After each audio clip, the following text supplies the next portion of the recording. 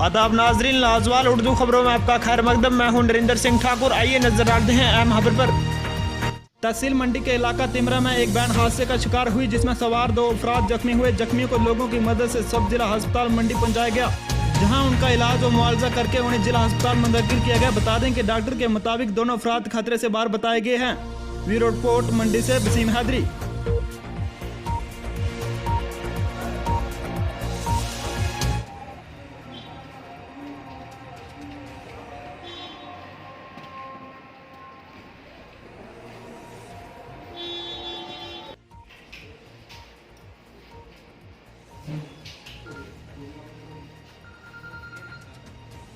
दो इंजर्ड यहाँ पे लाए, एक है ये रियासत अली और एक है ये था ये दिलशाद अहमद। ये दोनों डिस्ट्रिक्ट बिजनौर यूपी के रहने वाले थे। तो इन दोनों को हमने यहाँ पे फर्स्ट एड देने के बाद हमने वहाँ लाइन शाइन मेंटेन करके, एक को तो स्टिच आए 5-6 हेड इंजरी थी, उसको 5-6 स्टिच किए। उसके बाद हमने एंटीबायोटिक्स वगैरह उसको दे के पूरा उसका मैनेज करके उसको फर्स्ट एड देने के बाद जो है, एक तो बिल्कुल स्टेबल, दोनों स्टेबल थे, एक को थोड़ी हेड इंजरी लग रही थी, इसलिए उसको हमने फुल शिफ्ट किया था थोड़ा सर्जिकल कंसल्टेशन के लिए।